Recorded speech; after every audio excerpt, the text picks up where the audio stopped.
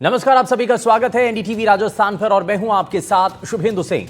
राजस्थान में बीते दिनों जो सड़क पर हादसे हुए उसके बाद से लगातार सवाल उठ रहे हैं कि राजस्थान में इतने सड़क हादसे क्यों हो रहे हैं। आंकड़ों के मुताबिक औसत हर 44 मिनट में सड़क पर एक जान जा रही है। अब इसमें चौंकाने वाली बात यह है कि मरने वालों में से ज्यादातर 35 साल तक के युवा हैं। सवाल यह भी है कि इन हादसों की वजह क्या सिर्फ तेज रफ्तार ही है या फिर सिस्टम की लापरवाही और रेगिस्तान की भौगोलिक परिस्थितियां भी एक बड़ी वजह है। ऐसा इसलिए क्योंकि कई हादसों में सिस्टम की खामियां नजर आईं, मसलन ब्लैक स्पॉट, परमिट का खेल, खराब सड़कें। इसमें दूसरी बड़ी बात यह भी है कि मारवाड़ में ट्रेन रूट कम है और इससे लोगों के पास परिवहन के लिए अब एक ही विकल्प बचता है, वो है सड़क का रास्ता। जाहिर है ऐसे में सड़कों पर लोड ज्यादा होता है जो हादसों का कारण बन रहा है और आज हम इसी पर चर्चा करेंगे कि आखिर सड़क हादसों में कैसे कमी लाई जा सके। लेकिन राजस्थान में मौत के आंकड़े क्यों बढ़ रहे हैं? लगातार सड़क पर होने वाले इन हादसों को लेकर के कई रिपोर्ट सामने आ चुकी हैं, लेकिन उसके बावजूद भी इस पर क्यों ध्यान नहीं दिया जा रहा है, यह अपने आप में बड़ा सवाल है। और इसीलिए हाईवे पर अभी हाल ही में जिस तरीके का यह हादसा हुआ, स्लीपर बस में आग लगी, उससे पहले अगर आपको याद हो कि एक ट्रक और टैंकर के बीच में टक्कर हो गई जिसमें सिलेंडर ब्लास्ट हुआ था और वो भी एक बड़ा हादसा था। इससे पहले आपको याद हो कि केमिकल से भरा टैंकर जो कि ट्रेलर पलट जाता है, एक बड़ा धमाका होता है, काफ़ी लोग उसमें झुलस गए थे। तो कई ऐसे अभी तक हादसे हो चुके हैं, लेकिन सड़क पर होने वाले इन हादसों को लेकर के कई सवाल उठ रहे हैं और ये भी माना जा रहा है कि सड़क पर नियमों का पालन न करना एक बड़ी वजह मानी जा रही है। साथ ही जो है दूसरी जो चीज़ें हैं वो प्रशासन की उदासीनता भी है। इसमें कई जगहों पर जैसा बताया जा रहा है कि सड़कों पर भी गड्ढे बने हुए हैं, ब्लैक स्पॉट है, इसीलिए उनकी वजह से यह हादसा कई बार होता है और ये भी एक बड़ा कारण माना जाता है। तो ये कई ऐसी चीज़ें हैं जिनको लेकर के सवाल उठ रहे हैं और साथ ही ये तस्वीरें बड़ी हैरान करने वाली थी। इसमें एक ही परिवार के और अलग अलग राजस्थान के कई परिवारों के लोग जो हैं इसमें अपनी जान गंवा चुके हैं। 21 लोगों की मौत हो चुकी है। अब जाहिर तौर पर यह बड़ा हादसा रहा और इसमें अभी भी कई ऐसे लोग हैं जो कि बहुत ज़्यादा उनकी स्थिति नाजुक बताई जा रही है। लेकिन क्या चीज़ें इसमें हैं, ये ज़रा समझने की कोशिश करते हैं और इसको समझने के लिए हमारे साथ एक खास पैनल कार्यक्रम में जुड़ रहा है। ज़रा सबसे पहले आपको मिलवा देते हैं उनसे। हमारे साथ जीडीए के पूर्व डायरेक्टर एचएस संचेती जी कार्यक्रम में जुड़ गए। सर, बहुत स्वागत है आपका एनडीटीवी पर। और हमारे साथ road safety expert Neha Khullar ji कार्यक्रम में जुड़ गई हैं। नेहा जी, बहुत स्वागत है आपका एनडीटीवी पर। आप लेकिन संचेती सर, अब मैं शुरुआत आपसे ही कर रहा हूं। जिस तरीके के हादसे हो रहे हैं सड़कों पर, राजस्थान में एक ग्राफ है जो बताता है कि पहले के मुकाबले ये सड़क पर होने वाले हादसे बढ़े हैं। इसके पीछे का कारण आपको क्या समझ में आ रहा है? और कई वजह हैं हालांकि इसमें, भाई ब्लैक स्पॉट भी है, सड़कों पर गड्ढे हैं, दूसरी चीज़ें हैं, प्रशासन की उदासीनता भी एक बड़ा कारण है। इसमें सबसे बड़ी वजह आपको क्या दिखाई देती है?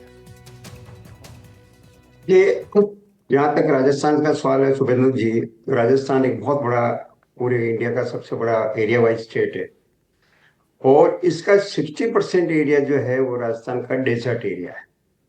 तो 60% एक एरिया एरिया ऐसा है जिसमें कि आपने सही बताया कि रेलवे सिस्टम जो है वो बहुत कम है और सड़कों का जाल है। राजस्थान की अगर आप स्थिति देखें तो पिछले 10 वर्ष में जहाँ तक सड़कों का सवाल है, इंफ्रास्ट्रक्चर, उसमें नेशनल हाईवे, स्टेट हाईवेज और थोड़ा अदर अदर रोड्स का जो है वो काफी जाल पूरे राजस्थान में फैल गया है। तो सड़कों के लिहाज से तो आप ये सोचिए कि बहुत अच्छा पिछले 10 वर्ष में राजस्थान में देखा गया है। परंतु जहां तक एक्सीडेंट्स का सवाल है उसमें बहुत इतने पॉइंट्स हैं, आप देखें कि जिसमें कि लगातार एक्सीडेंट्स राजस्थान में हो रहे हैं। वेस्टर्न राजस्थान में तो ये है कि फ्लैट एरिया है, कोई आपका किस तरह का कोई ऑब्स्टिकल नहीं है, अप एंड डाउन नहीं है, कोई हिल्स नहीं है, कोई अंडरग्राउंड नहीं है, कोई किसी तरह का नहीं है, तो स्पीड जो है वो, तो उनमें रेगिस्तान में जो है एक स्पीड का जो है वो एक बहुत बड़ा एक कारण है। दूसरा ये कि अगर राजस्थान में वेस्टर्न राजस्थान की अगर सड़कों का देखें तो लोगों का एनिमल्स क्रॉसिंग, लोगों का क्रॉसिंग, कई क्रॉसिंग्स नहीं है सड़कों पे। आप ये देखिए कि जगह जगह जहाँ जिसका जैसा लगता है वो उसको क्रॉसिंग में करता है। उसका कारण एक बहुत बड़ा जो है वो एक हादसे का कारण होता है। तो पशु एक राजस्थान में बहुत बड़ा जो है एक एक कारण है। और आम लोग भी देखते हैं कि भाई इतनी डिस्टेंस कवर करने की बजाय जो है छोटे रूट में वो क्रॉस करते रहते हैं। उसकी वजह से इमिडिएटली जो है कभी कभी आपका जो है ब्रेक नहीं लगता है, एक्सीडेंट हो जाता है।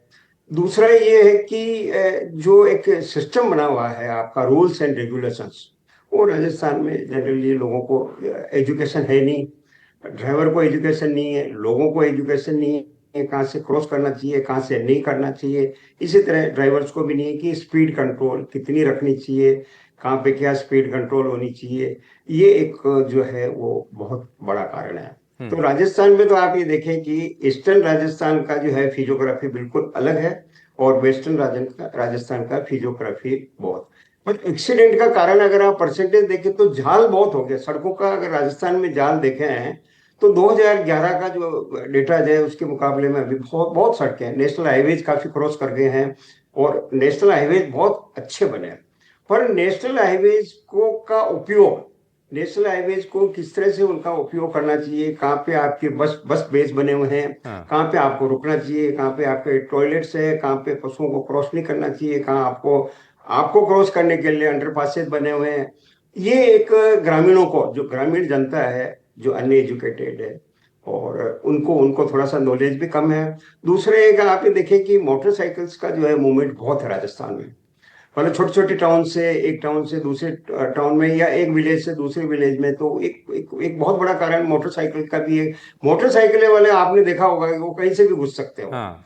वो उनको अपनी अपनी स्पीड अपने को रखनी है कि मेरे को कैसे कैसे करके मेरे को डेस्टिनेशन पे पहुंचना है। तो वो चीजें भी ये लोग जो है वो ध्यान नहीं रखते हैं। ठीक है। तो ज्योग्राफिकली राजस्थान का जो एक जो स्ट्रक्चर है ज्योग्राफिकली, उसमें ये पूरा का पूरा वेस्टर्न राजस्थान में जो है, आप ये देखेंगे जोधपुर से जैसलमेर तक बिल्कुल फ्लैट आपकी सड़कें बहुत अच्छी है, सड़कें बहुत अच्छी बनाई और हुई है, आपने ये बॉर्डर बिल्कुल ठीक रोडवेज। कहा है सर, संजय जी सर, बिल्कुल सही बात है कि आप देखेंगे राजस्थान के जो हाईवेज हैं वो बहुत अच्छे बने हुए हैं, लेकिन उसमें अब देखिए, क्योंकि नियमों का पालन करना और बेसिक जो सड़क पर चलने के नियम हैं वो लोगों को नहीं पता है, और ये एक बड़ा कारण होता है, वो हादसे की वजह बनता है। और बिल्कुल आपने सही कहा कि जब हाईवे जो है किसी गांव से होकर के जब वो निकल रहे होते हैं तो वहां पर अब वो एक्सीडेंट जो है होने की संभावना उन जगहों पर ज्यादा होती है। अब जो जिसका जिक्र भी कर रहे थे सर, कट का, कि कई जगहों पर इलीगल कट भी बन जाते हैं। कुछ लोग जो है वहां पर रहने वाले या जो हाईवे के आसपास जो कंस्ट्रक्शन बने हुए होते हैं वो भी अपने हिसाब से उन जगहों को, डिवाइडर को जो है वो तोड़ देते हैं और कट बना देते हैं इलीगल। तो ये कई चीजें ऐसी कई बार देखी जाती हैं जो कि हादसे का कारण बनती है। इस बीच हमारे साथ एक और खास मेहमान कार्यक्रम में जुड़ गए हैं। हमारे साथ युगेंद्र कुमार जोशी जी कार्यक्रम में जुड़ गए हैं। युगेंद्र सर, बहुत स्वागत है आपका एनडीटीवी पर।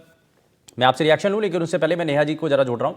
नेहा जी, हम देख रहे हैं कि ये बड़ी सही बात है कि हाईवे अब बहुत अच्छे बने हुए हैं राजस्थान के, लेकिन कई बार जब गांव से होकर के उन रास्तों से वो हाईवे गुजरते हैं तो वहां पर ज्यादा एक्सीडेंट होते हैं। तो ये कई बार देखा जाता है, और इसके पीछे की वजह क्या है? बेसिक सड़क पर चलने के नियमों की जानकारी ना होना, क्या ये भी हादसों का बड़ा कारण बनता है, और कैसे हम अवेयर करें? जी बिल्कुल, अभी मेरे को पैनलिस्ट जो हैं संचेती जी, उन्होंने काफ़ी अच्छे पॉइंट्स उठाए हैं। तो सबसे पहले ये रोड इंजीनियरिंग पे ही बात कर लेते हैं। वैसे कारण काफ़ी सारे हैं, एनफोर्समेंट भी है, व्हीकल इंजीनियरिंग भी है, एजुकेशन अवेयरनेस भी है। तो इंजीनियरिंग जैसा आपका सवाल है, देखिए राजस्थान में हाईवेज़ की कनेक्टिविटी तो अच्छी है, और हाईवेज़ की अगर मैं रोड लेंथ का आपका डेटा आपके साथ शेयर करूँ तो नेशनल हाईवेज़ और स्टेट हाईवेज़ तकरीबन रोड लेंथ में 11% कंट्रीब्यूशन करते हैं राजस्थान में। लेकिन इस पे होने वाली जो सड़क हादसों में होने वाली मौतों का जो कंट्रीब्यूशन है वो 60% है। तो आप देखिए कि हाईवेज की कनेक्टिविटी अच्छी है, लेकिन ये सेफ हाईवेज नहीं है, सेफ सड़कें ये नहीं है। और इसमें आपकी जितनी भी गांव ढाणियां हैं, जैसे कि शुभेंदु जी आप मेंशन भी कर रहे हैं कि जो आपके पूरे स्ट्रेच पे जो हैबिटेट आता है जहां पे ज्यादा सड़क हादसे होते हैं, पर्टिकुलरली वो इंजीनियरिंग पॉइंट से वो एरिया सेफ नहीं है।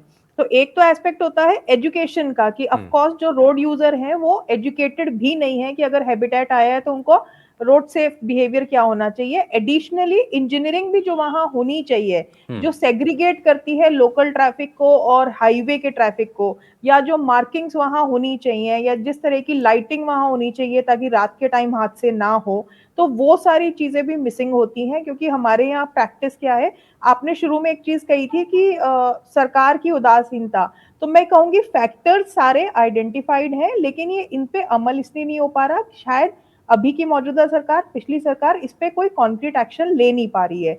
अगर एजुकेशन अवेयरनेस की हम बात करते हैं, तो हम अगर कोई कैंपेन चलाते भी हैं, चाहे सरकार चलाए, चाहे प्राइवेट एजेंसी चलाए, चाहे एनजीओ चलाए, तो वो इतने ज्यादा अर्बन सेंट्रिक होते हैं और कन्फाइंड होते हैं खाली रोड सेफ्टी मंथ के लिए।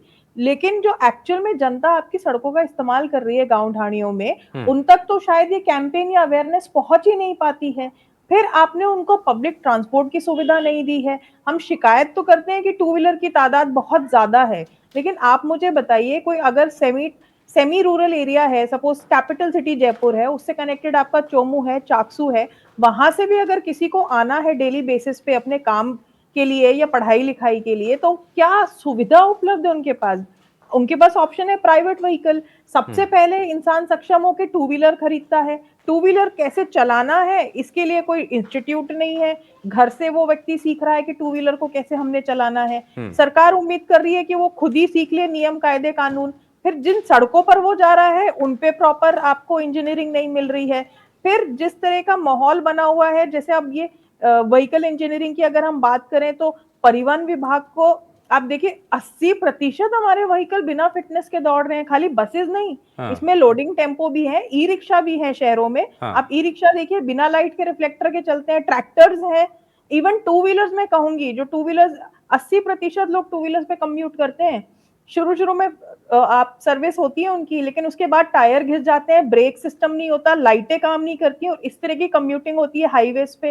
तो कोई एक फैक्टर नहीं है, मल्टीपल फैक्टर है। लेकिन प्रॉब्लम ये है कि कोई भी डिपार्टमेंट अकाउंटेबिलिटी लेने के लिए तैयार नहीं है। जैसे हम रीसेंट एग्जांपल ये बस हादसे का ले, कंप्लीट फेलियर ऑफ परिवहन विभाग। इसके अंदर किस तरीके से वो मॉडिफाइड बस इमरजेंसी जो एग्जिट थी उस पे सीट लगा के वो दौड़ रही थी, इस तरह की हजारों बसें आपको सड़कों पर मिल जाएंगी।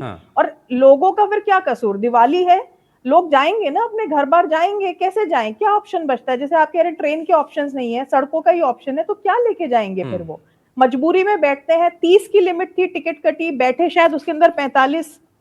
तो ये सब चीजें कौन देखेगा? परिवहन विभाग क्या सिर्फ रेवेन्यू जनरेशन के लिए रह गया है? ये बड़ा सवाल है। और इसीलिए क्योंकि कई स्तर पर जो खामियां हैं, मसला यही है कि अगर हर स्तर पर वो चेक हो जाए तो शायद इतनी चीज़ें ना बिगड़ें। मैं जोशी सर को जरा जोड़ रहा हूं। जोशी सर, इसमें बहुत सारी कमियां निकल करके सामने है, लेकिन एक सवाल ये बताता है कि भाई आप हर एक दिन जो है और कुछ मिनट में राजस्थान के अंदर सड़क हादसे होते हैं जिसमें कई लोगों की मौत हो जाती है। तो ये अपने आप पे बहुत गंभीर है।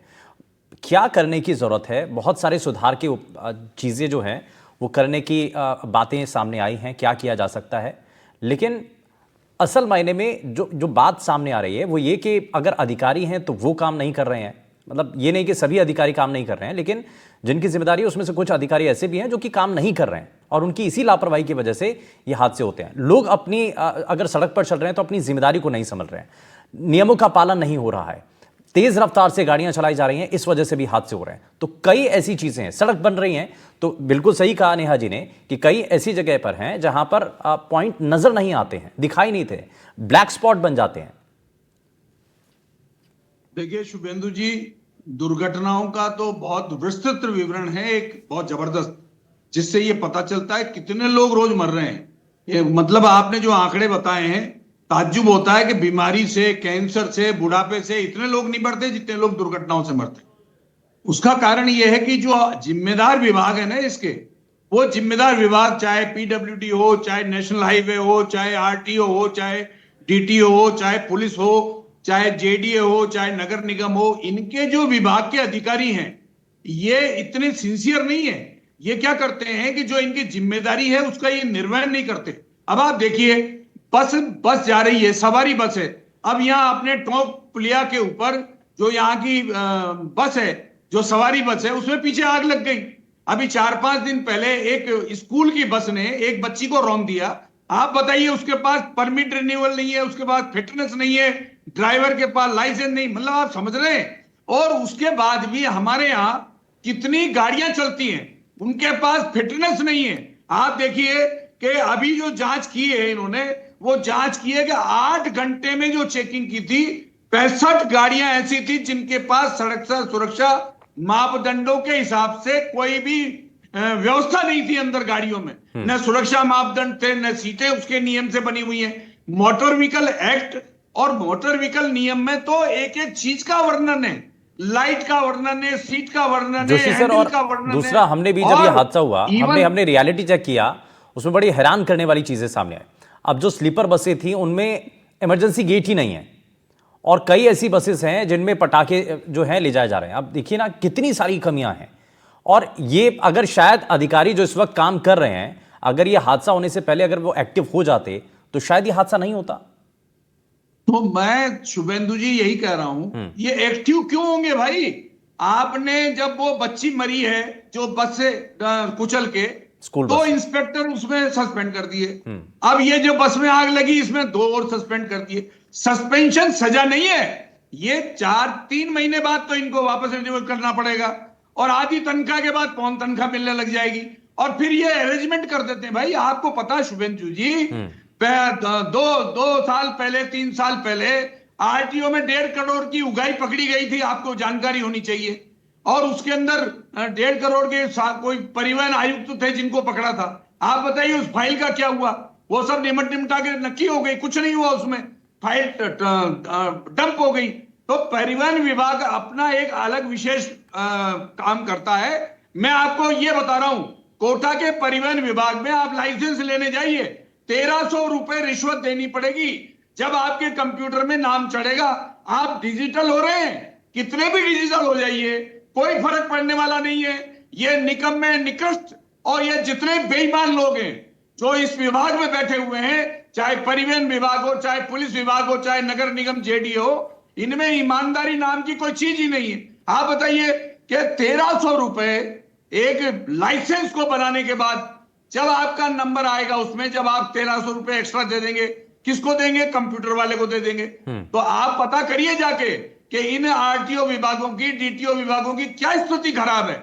इसी तरह से परमिट मिल रहे, वाहन चल रहा है कहीं और जगह, वाहन मध्य प्रदेश में चल रहा है, राजस्थान में फिटनेस हो रहा है। इस बस का क्या हुआ? ये जोधपुर की बस है, चित्तौड़गढ़ में इसका रजिस्ट्रेशन हो गया। अरे भाई, जिसने रजिस्ट्रेशन किया है उसने इसकी फिटनेस देखी क्या? अच्छा, हमारे यहाँ क्या होता है, जो व्यक्ति, जो अधिकारी अभी लगा हुआ उसमें से निलंबित कर देंगे। मैं ये कह रहा हूं, जिस व्यक्ति ने शुरू में बस को देखा, जिसने परमिट को स्वीकृत किया है, उस अधिकारी को भी सस्पेंड कीजिए, चाहे 10 साल हो गया हो, चाहे 20 साल हो गए हो। यहां बहुत बड़ी कमी है हमारे कानून में। हमारे देश में कहते हैं साहब हमने कानून ऐसे ऐसे बना दिए जिससे ऐसा कर देंगे, हम वैसा कर देंगे। आप देखिए, हमारे यहाँ के यातायात मंत्री बस में गए, बोले भाई मेरे को पहचानते हो क्या? मैं यातायात मंत्री हूं राजस्थान का। अरे भाई, तुम ऐसे बसों में दूसरी जगह घुस जाओ ना, जाके देखो, कोई कार्रवाई करो, सख्त कार्रवाई करो, पब्लिक को रिलीफ दो। ठीक है, ये कार्रवाई कितने इसमें होनी एक्सीडेंट हो चाहिए। गए? अजमेर रोड पे 2 नेहा जी कुछ एक्सीडेंट कहना हो चाह रही है गए, इसमें। एनएचआई में 2 एक्सीडेंट हो गए। हाँ, कितने ठीक है सर, जोशी सर मैं वापस लौटता हूँ। बिल्कुल वाजिब बात है, नेहा जी बताइए। जोशी जी ने अभी जो बताया, एक्चुअली क्या है, परिवहन विभाग के एक्शन प्लान, जैसे अभी आपने न्यूज में देखा भी होगा कि 10 साल का मतलब एक्शन प्लान बना रहे हैं सड़क सुरक्षा में हादसे कम करने के लिए। लेकिन अगर हम फिटनेस की बात करें तो हमारे प्रदेश में खाली 2 फिटनेस सेंटर्स हैं, जबकि 2012 से प्रपोजल चल रहे हैं, पुरानी सरकार नई सरकार दोनों में, कि फिटनेस सेंटर्स बढ़ाए जाएं। अब 2 फिटनेस सेंटर पूरे राजस्थान को केटर कर सकते हैं क्या? तो जब फिटनेस सेंटर्स ही नहीं है तो गाड़ियां कैसे फिटनेस से चलेंगी? तो मतलब जो एक्शन प्लान 10 साल के बनाए जा रहे हैं वो खाली कागजों पे बनाए जा रहे हैं, जो प्रैक्टिकल सॉल्यूशंस है हादसे रोकने के लिए, ये तो मैंने एक एग्जांपल दिया है। उस तरीके से देखे जाए तो कुछ भी प्रैक्टिकली कुछ भी फील्ड पे नहीं हो रहा। सिमिलरली ट्रॉमा सेंटर्स की बात हुई थी कि ट्रॉमा सेंटर्स बनाए जाएंगे हाईवेज के पास जहां ज्यादा दुर्घटनाएं होती हैं। आज इस एक्सीडेंट्स में ही देख लीजिए, ग्रामीण लोग पहुंच गए, आपकी फायर ब्रिगेड पहुंच गई, लेकिन आपकी एम्बुलेंस 40 मिनट लेट पहुंची, और ट्रॉमा सेंटर कहां? आगे जाके और इसमें शुरुआत में ये भी बताया जा रहा है कि जो फायर ब्रिगेड की टीम है वो भी लेट पहुंची थी। वो तो गनीमत रही कि वहां पर ट्रैक्टर ट्रॉली से वहां पानी का टैंकर गुजर रहा था। हाँ, तो मतलब व्यवस्थाएं सड़क पर है ही नहीं ना। तो खाली कागजों में थोड़ी ना हादसे रोकोगे। बिल्कुल वैलिड शुभेंदु पॉइंट जी, है। हाँ, एम्बुलेंस में पेट्रोल नहीं, एम्बुलेंस में लाइट नहीं। क्या इस प्रकार की घटना के अंदर हमारे देश के हेलीकॉप्टर, हवाई जहाज काम में नहीं आने चाहिए? इनको काम में लेने में इनको शर्म आती है? आप देखिए, ट्रॉमा सेंटर पास है, 100 ट्रॉमा सेंटर पास है राजस्थान में। उसमें से 2020 और 21 की बात बता रहा हूं, उसमें से 35 बने हैं, उसमें से 7 चालू हैं, बाकी कोई चालू ही नहीं है। हालत यह है कि किसी को चिंता नहीं है। मुख्यमंत्री, उप मुख्यमंत्री पहुंच जाएंगे, बहुत अच्छी बात है। हम सौभाग्यशाली हैं कि घटनास्थल पर पहुंच गए, लेकिन वहां कमियां देख करके अब उसमें सुधार तो होना चाहिए। ये क्या हालत है कि ठीक है। एम्बुलेंस लेकिन में एक पेट्रोल बड़ा नहीं सवाल उसके है कि अंदर अब हमने जाने देखा के कि साधन स्लीपर नहीं है, बस, क्या जोशी तरीका सर, होता है? ये जो स्लीपर बस थी, इसमें इसको बहुत हद तक मॉडिफाई कर दिया गया। मैं इसमें संचेती सर को भी जोड़ रहा हूं। संचेती सर, ये कितना खतरनाक हो गया है कि किसी भी गाड़ी को आप लीजिए और उसको इतना इस हद तक मॉडिफाई कर दीजिए कि नॉन एसी बस को आपने एसी में कन्वर्ट कर लिया। उसमें स्लीपर क्लास का कोई उसमें ऐसा प्रोविजन था नहीं, लेकिन आपने फिर भी उसको इतना ज्यादा एक्सटेंड कर दिया। बीच में पैसेज वे जो होता है जिसमें आप पैसेंजर जाएगा, वो इतना सकरा हो जाता है, वहां से निकलना मुश्किल। दूसरी साइड का गेट बंद कर दिया, इमरजेंसी एग्जिट है नहीं उसमें। ये तो बड़ा जान से खिलवाड़ है।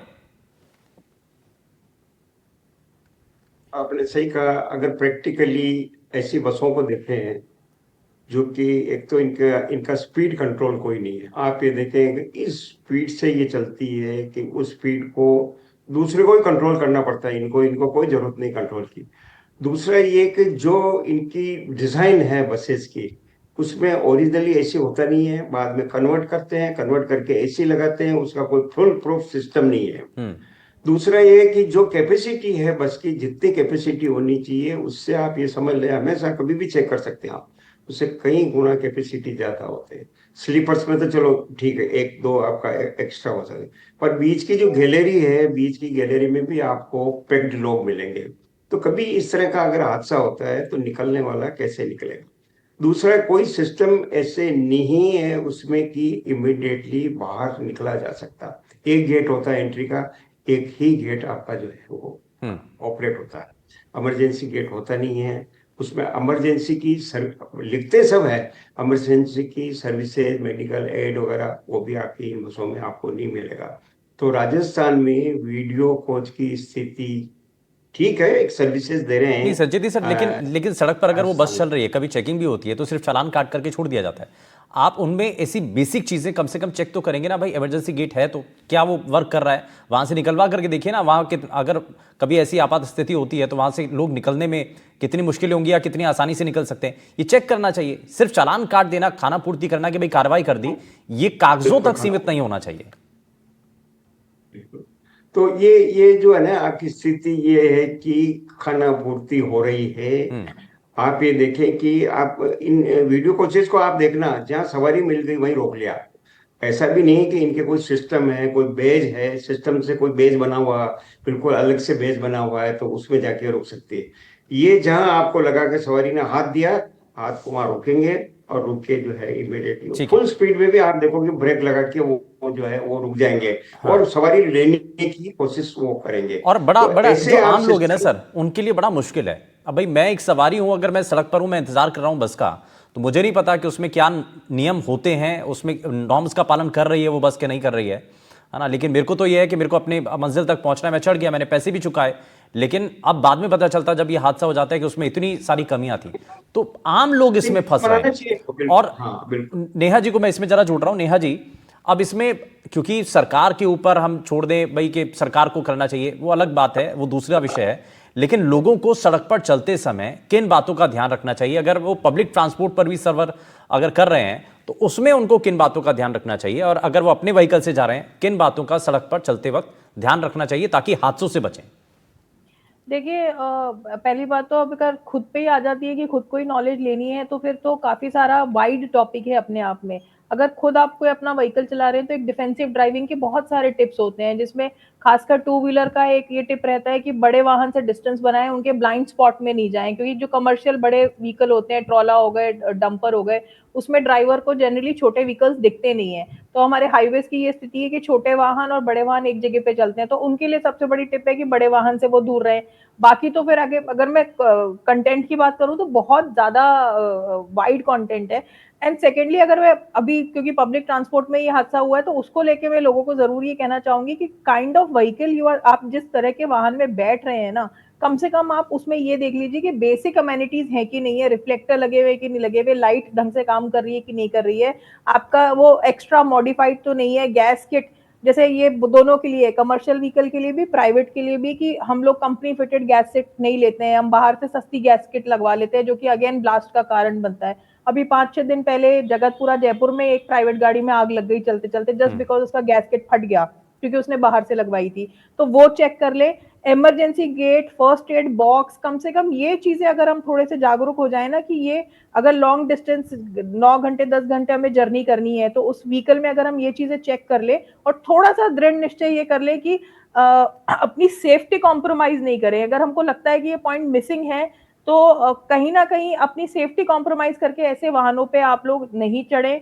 इवन सिटी में जैसे ई रिक्शा होते हैं, रात के टाइम हम देखते हैं ई रिक्शा वाले बैटरी बचाने के लिए लाइटें बंद कर देते हैं, तो हम एटलीस्ट बोल सकते हैं कि भाई लाइट जगाओ। ऑटो रिक्शा में अगर हम ट्रैवल कर रहे हैं, तो हम ऑटो रिक्शा वाले को भी बोल सकते हैं कि आप रॉन्ग साइड पे मत जाइए, आप सही तरीके से वेट करिए, आप सिग्नल को जंप मत करिए। तो जब खुद पे आती है तो ऑफकोर्स डिसिप्लिन तो खुद पे भी खूब सारा लाना होगा। लेकिन प्रॉब्लम शुभेंदु जी यही है कि जो खासकर, जैसे मैं आपको एक और कमी बताऊं, ये सारी चीजें सॉल्व हो जाएंगी अगर हमारे यहाँ पे प्रॉपर पब्लिक ट्रांसपोर्ट पॉलिसी भी बन जाए। हाँ। तो मेरा सवाल सिर्फ परिवहन से इतना है कि आपका जो कोर वर्क है ना, लोगों को सुरक्षित वहां एक जगह से दूसरी जगह पहुंचाना, उस पे थोड़ा सा ध्यान दिया जाए, बहुत ज्यादा ध्यान देने की जरूरत है। एक अलग से पॉलिसी हो जिसमें सभी चीजों का ध्यान रखा जाए। बहुत शुक्रिया सभी खास मेहमानों का कार्यक्रम में शामिल होने के लिए। लेकिन हमारी कोशिश यही है कि सड़क पर होने वाले जो हादसे हैं, जो कि अब राजस्थान में लगातार उसकी संख्या बढ़ रही है, उसको कुछ हद तक कम किया जा सके, आप अपना बहुत ज्यादा ध्यान रख सके सड़क पर चलते वक्त, किन चीजों का आपको ध्यान रखना है, यह हमारी कोशिश थी आप तक बात पहुंचाने की। यहां रुक रहे एक छोटे से ब्रेक के लिए, आप कहीं मत जाएगा, बने रहिए एनडीटीवी राजस्थान के साथ। नमस्कार।